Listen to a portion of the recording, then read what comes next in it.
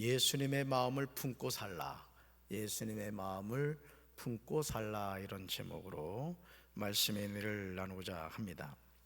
평안하여 든든히 서가는 교회, 정말 단순하게 보이는 내용이지만 너무 중요합니다.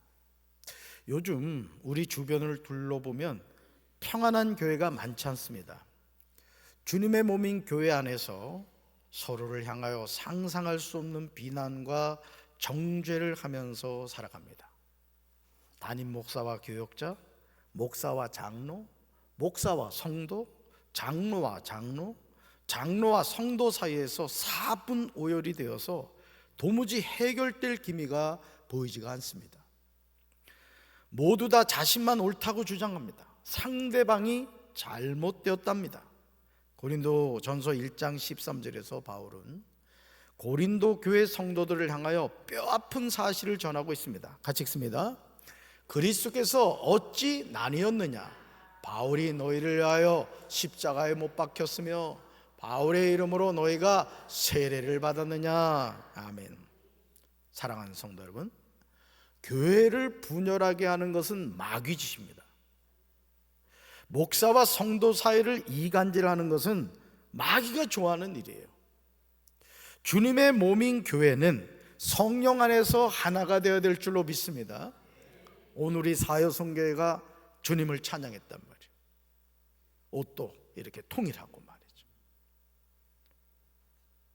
여러분, 하나님의 몸된 교회는 합력하여 선을 이뤄야 되는 거예요. 할렐루야. 하나 되게 함을 방해하는 것은 죄입니다. 주님의 몸인 교회는 성령 안에서 하나가 돼야 돼요. 하나가.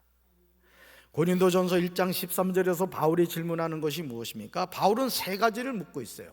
그리스도께서 갈라지셨습니까? 바울이 여러분을 위하여 십자가에 달리기라도 했습니까? 여러분이 바울의 이름으로 세례를 받았습니까? 바울이 말하고자 하는 핵심은 그리스도는 갈라지지 않으셨다는 거예요. 바울이 고린도 교회 성도들을 위하여 십자가에 달리지 않았다는 겁니다. 고린도 교회 성도들이 바울의 이름으로 세례를 받지 않았다는 거예요. 당연히 누구 이름으로 세례를 받았습니까? 예수 그리스도의 이름으로 세례를 받은 거예요. 그럼에도 당시에 나누어졌어요. 어떻게 해요? 나는 바울에게, 나는 아볼로에게. 이 나와야 되는데, 여긴 충청도입니다. 나는 어디에게? 바울에게. 나는 아볼로에게. 나는 게바에게. 나는 그리스도에게 속한 자라 한다는 것이죠. 정말 안타깝게도 주님의 몸인 교회 안에서 이런 모습이 너무 많아요. 자신의 추종자를 교묘하게 끌어모아서 세력화하려고 합니다. 지난주에 나오셨던 그 집사님 가운데 한 분이, 제가 말씀을 드린 것 같은데, 실족을 했어요. 왜 실족을 했느냐?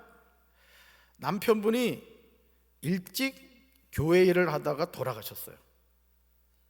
아주 열심을 가지고 일을 하셨더라고요. 근데 그 공사를 한다고 열심을 내셨는데 자재를 사러 가다가 교통사고로 돌아가신 거예요. 37세인가 8세에. 그런데도 이 집사님이 시험 들지 않고 열심히 신앙생활을 했다는 거예요. 자녀들하고. 근데 어디서 넘어졌느냐? 그 교회가 건축을 하면서 이제 성전을 이렇게 건축을 했나 봐요. 근데 한 번은 꿈을 꿨는데, 우리로 말하면 예루살렘 성전이죠. 성전 안에 뱀이 그렇게 많더라는 게, 꿈에 뱀이. 뱀은 뭐예요? 옛뱀, 마귀란 말이에요. 마귀. 근데 그런 꿈을 꾸고 났는데 그 교회 장로님이 두 분이 계셨대. 근데 이 장로님 두 분이 두 파가 돼가지고 쌈박질을 하더라는 거예요. 여기에 실족해가지고 그냥 교회를 떠나버린 거예요. 여러분, 오늘도 교회 안에서 자기 사람을 만들면 안 돼요. 담임 목사도 마찬가지예요. 담임 목사가 자기 사람을 만들면 안 돼요. 예수의 사람을 만들어야 되는 거예요. 장로님들도 마찬가지예요. 나의 추종자를 만들면은 그거는 마귀 짓을 하는 거예요. 우리 장로님들 아멘. 권사님들도 마찬가지고, 우리는 예수의 사람이 돼야 되고 예수의 사람을 만드는 사람이 돼야 되는 거예요. 할렐루야. 유다서 1장 17절 이하에서 예수님의 동생 유다는요, 마지막 때에 관하여 전합니다. 같이 읽습니다. 사랑하는 자들아, 너희는 우리 주 예수 그리스도의 사도들이 미리 한 말을 기억하라. 그러면서 이어지는 18절과 19절에서 이렇게 경고합니다. 같이 읽습니다. 그들이 너에게 말하기를 마지막 때에 자기의 경건하지 않은 정욕대로 행하며 조롱하는 자들이 있으리라 하였나니, 이 사람들은 분열을 일으키는 자며 육에 속한 자며 성령에 없는 자니라. 아멘. 우리 주 예수 그리스도의 사도들이 미리 한 말이 무엇입니까? 마지막 때에 있을 일이에요. 그런데 그들이 한 말의 핵심은 마지막 때에는 여러분을 조롱하는 자들이 나타나서 자기들의 경건하지 못한 욕정을 따라 산다는 거예요. 욕정을 따라서. 이 사람들이 어떤 자인가를 예수님의 동생 야고보는 세 가지로 설명하고 있어요. 첫째, 따라합시다. 분열을 일으키는 자. 첫째가 뭐라고요? 분열을 일으켜. 이런 사람이 속해 들어가면 속해를 분열시키고, 성교에 들어가면 성교회를 분열시킨단 말이에요. 꼭 불평하고 원망하고 말이에요. 야, 이 회장 하는 짓이 좀 그렇지? 아유, 지가 뭐 회장이라고 말이야. 아이고, 웃기고 있어. 분열을 일으킨단 말이에요. 둘째, 따라합시다. 육에 속한 자. 첫째는 뭐였고? 분열에 속한 자. 두 번째는요, 육에 속한 자. 성교의 모임을 가져도 뭘 먹자, 놀자, 하나님 기뻐하는 거 아니라 먹고 그냥 즐기자는 쪽으로 자꾸 성교를 이끌어가는 거예요. 셋째, 따라합시다. 성령이 없는 자. 자, 첫 번째 뭐고요? 분열을 일으킨 자. 두 번째, 육에 속한 자. 세 번째, 성령이 없는 자. 얼마나 두렵고 떨리는 모습이에요. 오늘도요, 우리가 성령이 없는 신앙생활을 할 수 있어요. 여러분, 예수 믿는 사람이 성령이 없다는 것은 죽은 거예요. 여러분, 에스골 골짜기의 마른 뼈다귀들 여러분 기억하시죠? 바짝 말랐단 말이에요. 근데 그 마른 뼈가 누구라 그랬어요? 유대 족속이라 했단 말이에요. 하나님의 백성들이 영적으로 완전히 죽어 있었던 거예요. 오늘요, 많은 교회들, 많은 성도들이 에스골 골짜기의 마른 뼈다귀들처럼 영적으로 완전히 죽어 있는 경우가 너무 많아요. 나는 우리 교회 성도들이 성령으로 충만해서 살아있는 하나님의 백성들 되기를 주님의 이름으로 축원합니다. 그런데 안타깝게도 이런 부류의 사람들이 오늘 주님의 몸인 교회 안에 여전히 존재하고 있어요. 하나님의 종을 대적해요. 제가 홍성에서 목회하면서 참 웃기지도 않았던 게 뭐냐면, 뭐 하도 많이 얘기해가지고 이제 귀에 딱지가 앉았겠지만은, 교회가 부흥하지, 리모델링 잘 됐지, 재정이 늘어나지, 새 가족이 몰려오는데요, 90명, 120명, 80명이 막 몰려오는 거야. 남의 얘기라고 아멘 안 하네. 왜 그래 진짜. 그렇게 하나님이 보내주시는데 어떤 새 가족을 보내주시냐면 직분자를 보내주시는 거예요. 남의 교인을 오라고 한 게 아니고 이사를 와서 교회를 찾는데, 요즘 성도들은요 다 다녀봅니다. 설교를 다 들어봐요. 그리고 교회를 결정하는 거예요. 근데 하나님이 이 이사를 오신 분들, 이런 분들을 보내주니까요, 여러분 10억도 안 되는 교회가 13억 5천까지 재정이 늘어나는 거예요. 하나님이 행하신 일이잖아요. 그런데 장로들이 장난을 치는 거야. 나는 우리 교회가 참 좋은 교회라는 것을 빈말로 드리는 게 아니에요. 우리 장로님들을 제가 정말 칭찬해 드리고 싶은 것은 담임 목사의 목회적 방침에 우리 장로님들이 순종해 주시는 거야. 우리 성도들이 순종해 주시는 거라고. 난 요즘도 가끔 이런 생각을 해요. 내가 지난 5년 동안 정말 미친 짓을 했구나. 육신적인 생각으로 그렇다는 거야. 내가 어쩌려고 그런 짓을 했지? 그 생각하면요 식은땀이 흘러요. 모든 것 하나하나가요, 이건 하나님이 행하신 일이지 인간 박재진이 한 게 아니란 말이에요. 아멘이십니까? 앞으로도 저는 예언적인 선포를 합니다마는 우리 교회는 부흥합니다. 우리 교회는 하나님의 역사가 나타나요. 왜요? 성령 안에서 하나이기 때문에. 아멘이십니까? 하나님의 교회를 혼란스럽게 만들어요. 결국 목사와 목사, 목사와 성도, 성도와 성도 사이를 이간질을 해요. 그러므로 빌립보서 2장 2절부터 4절에서 바울은 우리에게 권면하고 있어요. 같이 읽습니다. 마음을 같이하여 같은 사랑을 가지고 뜻을 합하며 한 마음을 품어 아무 일이든지 다툼이나 허용으로 하지 말고 오직 겸손한 마음으로 각각 자기보다 남을 낮게 여기고 각각 자기 일을 돌볼 뿐더러 또한 각각 다른 사람들의 일을 돌보아 나의 기쁨을 충만하게 하라. 아멘. 바울은 빌립보 교회 성도들에게 마음을 같이 하라고 합니다. 그러니까 여러분, 주님의 몸된 교회가요, 마음이 하나가 되잖아요. 못할 일이 없는 거예요. 못할 일이. 교회는 한번 마귀가 들어오잖아요, 절대 방을 빼지 않습니다. 그러니까 우리 교회는 어떤 경우에도 육의 사람, 분열을 일으키는 자가 있어서는 안 되는 거예요. 할렐루야. 같은 사랑을 가지고 살라는 거예요. 뜻을 합하라는 거예요. 한 마음을 품으라는 거예요.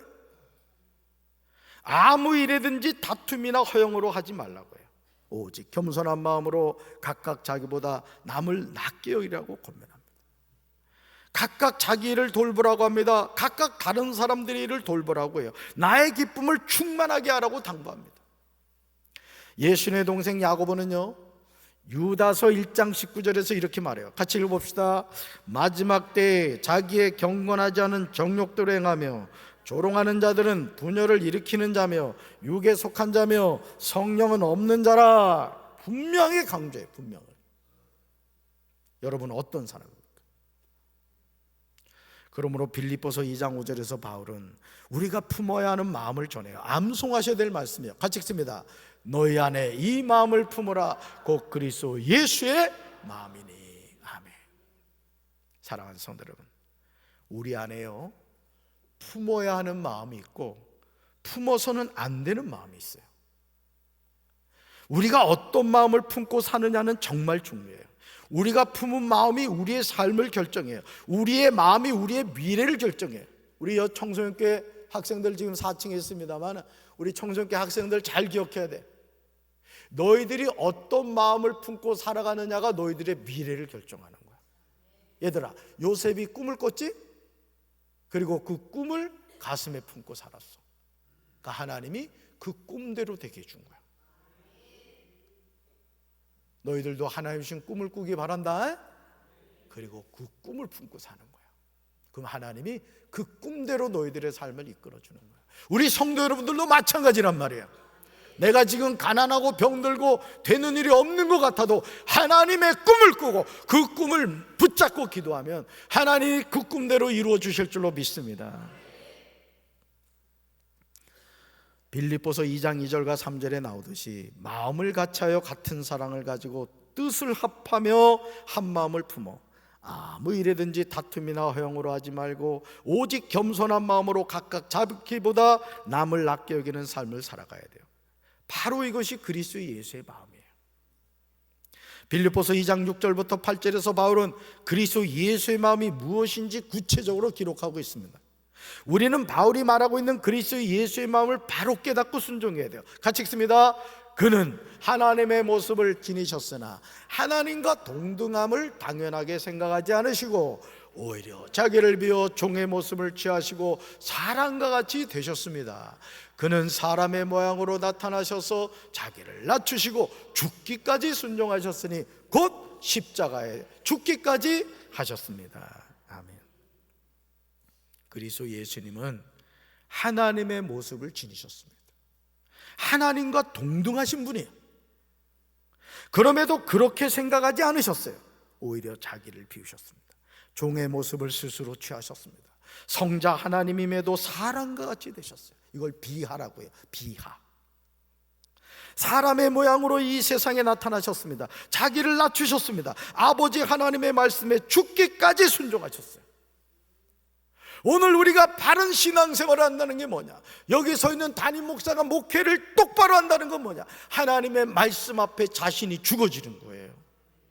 하나님을 두려워할 줄 아는 목사, 하나님을 두려워할 줄 아는 성도들이 돼야 된다고요.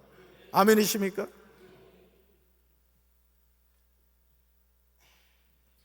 성자 하나님임에도 사람과 같이 되셨어요. 사람의 모양으로 이 세상에 나타나셨어요. 자기를 낮추셨어요. 아버지 하나님의 말씀에 죽기까지 순종하셨어요. 그리고 그 순종의 결정체인 십자가에서 죽기까지 하셨어요. 죽기까지. 바로 이 모든 것이 그리스도 예수의 마음이에요. 따라합시다. 나는 죽고 내 안에 예수님만 살게 하옵소서. 아멘. 교회 안에서 혈기 부리면 안 돼요. 큰 소리 내면 안 돼요.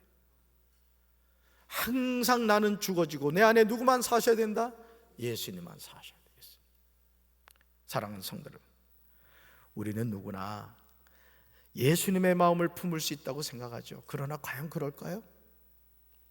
예수님은 참 하나님이시지만 참 사람이십니다. 그렇다면 예수님이 이 마음을 품기까지 수많은 고뇌와 결단이 있었다는 말이에요. 그러므로 사람의 모양으로 나타나셔서 자기를 낮추시고 죽기까지 복종하셨다는 것은 절대 쉬운 일이 아니에요. 여러분 아시죠? 예수님이 겟세마네 동산에서 땀방울이 핏방울이 될 때까지 기도하셨단 말이에요. 왜? 육신의 몸을 입으셨기 때문에 죽고 싶지 않은 거예요. 여러분, 십자가의 고통이 어떤 고통인가를 예수님이 모르셨겠어요? 그러니까 주님 앞에 아버지 하실 수만 있으면 이 잔을 내게서 옮겨달라고 기도하잖아요. 얼마나 간절하게 기도하셨으면 모세혈관이 터져가지고 땀방울이 핏방울이 됐겠냐고요. 그러나 예수님의 결론은 뭐예요? 아버지, 그러나 내 뜻대로 마옵시고 아버지의 뜻대로 되길 원합니다. 이게 예수님의 결론이었단 말이에요.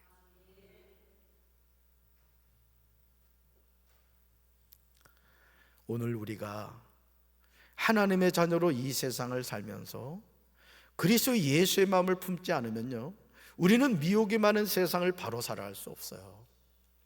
담임 목사로서 제일 마음이 아픈 게 뭐냐면은 교회에 나와 예배 드려야 될 성도들이 보이지 않을 때 너무너무 마음이 아파요. 너무너무.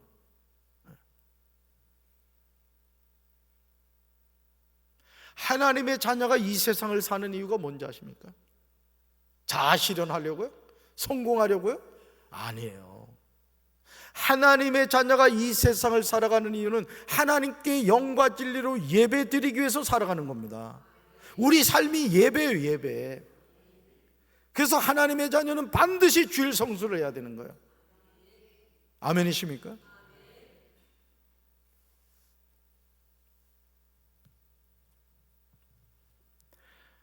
예수님이 품으셨던 마음을 우리도 품어야 할 줄로 믿습니다. 그래야만 우리가 영적으로 살게 돼요. 그러니까 여러분이 이 마음 지킴을 하셔야 돼. 마음 지킴. 마음을 지키지 않으면 마귀가요 우리를 넘어지게 합니다. 빌립보서 2장 9절부터 11절에서 바울은 예수님이 순종하신 열매를 전해요. 순종하심으로 예수님이 거두셨던 열매요. 같이 읽습니다.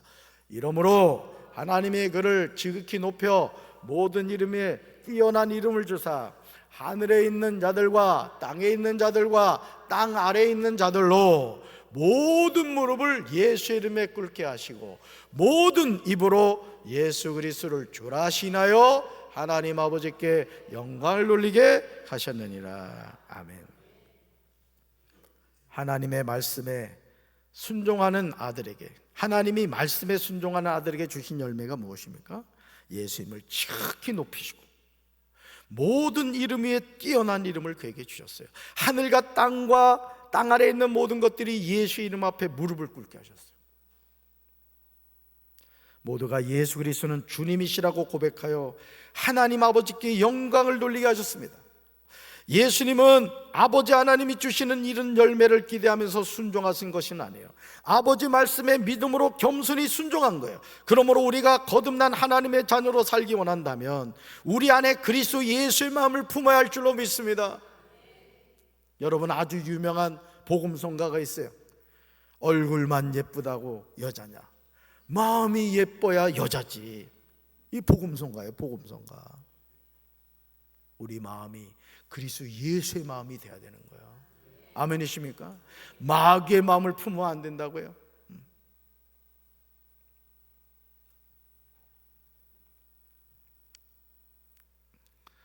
예수님은요, 아버지 하나님이 주시는 이런 열매, 이걸 기대한 것은 아니에요. 순종했더니 이 열매를 주신 것이죠. 아버지 말씀에 믿음으로 겸손히 순종하셨어요. 그러므로 우리가 거듭난 하나님의 자녀로 살기 원한다면 예수님의 마음을 품어야 돼요. 우리 마음에 무엇을 품고 있느냐에 따라서 우리 삶이 바뀌어요. 한번 따라합시다. 나는 된다. 우리 가정은 축복받았다. 우리 교회는 부흥한다. 우리 나라는 좋은 나라다. 아멘. 어떤 마음을 품느냐가 중요한 거예요. 여러분, 한 번밖에 못 사는 인생이잖아요. 왜 불신앙적인 생각을 가슴에 품습니까? 왜 남을 미워하는 마음을 품어요? 왜 남을 질투하는 마음을 품어요? 왜 남을 비방하는 마음을 품어요? 예수님의 마음을 품어야지. 왜 마음에 독을 담고 있냐고 말이에요. 아멘. 베드로 전서 5장 5절에서 베드로는 우리에게 이렇게 권면해요. 같이 읽습니다. 젊은이 여러분, 이와 같이 여러분도 나이 많은 이들에게 복종하십시오. 모두가 서로 겸손의 옷을 입으십시오. 하나님께서는 교만한 자를 물리치시고 겸손한 사람에게 은혜를 베푸십니다. 아멘. 하나님의 자녀는 그리스도 예수의 마음을 품고 살아야 돼요. 바로 이 마음을 지키기 위해서 우리는 겸손의 옷을 입어야 돼요. 겸손의 옷. 그리스도의 겸손을 본받아서 겸손한 사람이 되어야 될 줄로 믿습니다. 이것이 승리하는 비결이에요. 오늘도 제가 새벽 예배를 마치고 제일 늦게 이제 예루살렘 성전에서 나와서 이제 1층으로 갔는데 이 냄새가 아주 그냥 나를 미혹하는 냄새가 솔솔 나는 거야. 주방에서 나는 거야. 주방에서. 어떻게 담임 목사가 또 못 본 척 할 수 없잖아. 그래서 주방으로 갔더니 우리 송영경 권사님이 그냥 왔다 갔다 하면서 뭘 하고 있는 거야. 그래 가서 세게 기도해 줬지. 여러분, 우리가 예수의 마음을 품고 산다는 건 이렇게 중요한 거예요, 여러분. 아멘이십니까? 따라합시다. 예수의 마음을 품어 승리하며 살아갑시다. 겸손의 옷을 입어 예수님을 따라갑시다. 할렐루야. 가슴에 손 얹읍시다. 사랑의 주님, 너희 안에 이 마음을 품어라. 그리스도 예수의 마음이라고 말씀하셨습니다. 우리가 품어야 될 마음은 그리스도 예수의 마음인 줄로 믿습니다. 마귀의 생각, 마귀의 마음을 품지 않게 도와주시고 우리 마음을 잘 지켜 그리스도 예수의 마음만 품고 살아가게 하옵소서. 분열을 일으키고 성령은 없는 자가 되지 않게 도와주시고 늘 성령 충만함으로 이 말세에 승리하게 하옵소서. 이제는 우리 주 예수 그리스도의 크신 은혜와 하나님 아버지의 한없는 사랑과 성령님의 교통하심이 그리스도 예수의 마음을 품고 승리하기 원하는 사랑하는 주의 백성들 위해 이제부터 영원토록 함께 하시기를 간절히 축원하옵나이다. 아멘.